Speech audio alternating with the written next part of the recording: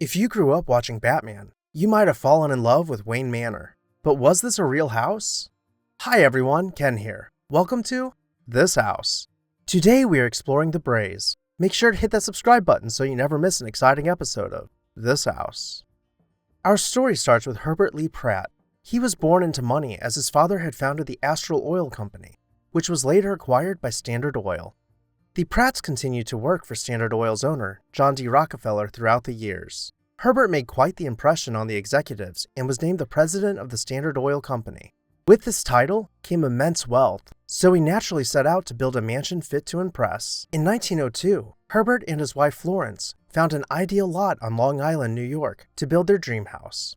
In the likeness of George Washington's estate, Mount Vernon, they planned a main home flanked by two outbuildings connected with rounded breezeways. It was constructed in the colonial style and surfaced with shingles. A grand home demanding respect from the end of its long drive. But the Pratts were unsatisfied. They found it wasn't as impressive as they had hoped it would be, so they had it demolished. In its place, they constructed a 40,000 square foot brick and stone mansion with sprawling estate gardens. The four-story home was finished out in the Neo-Jacobean style with limestone accents found around the arches and windows. Coins capped off the corners leading to an elaborate balustrade, concealing the low-pitched roof of the fourth story. Oversized brick chimneys twisted towards the sky, puncturing the roofline in even intervals. The Pratts were finally satisfied with their monumental mansion, sure to impress even the most sophisticated of guests. They named their estate the Braes. Walking inside, you would arrive in the stair hall, with a Jacobean ceiling dramatically contrasting against the dark wood grain of the millwork. The stairs cascaded through an arcade, turning out of sight as they continued upward. The drawing room was reminiscent of Gilded Age glamour, with elaborate paneling separated by pilasters below an intricately carved frieze.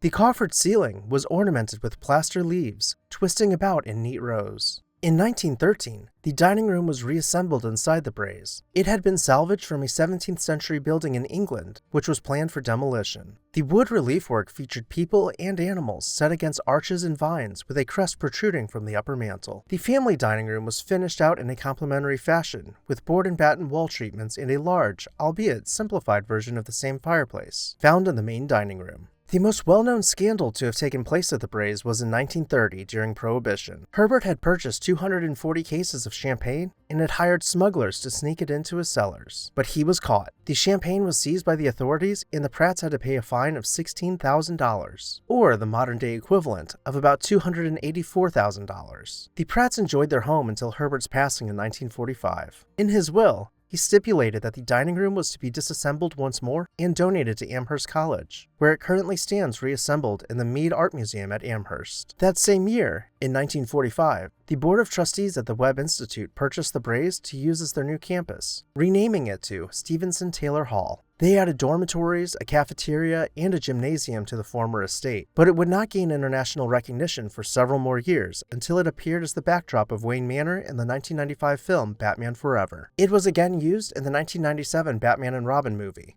Fast forwarding to 2014, both the interior and the exterior were used to film the hit television show Gotham, and again in 2019 for the Joker movie. You can enjoy cinematic shots of the mansion in both Gotham and Joker, knowing that it was filmed in the Braes and not in a Hollywood backlot.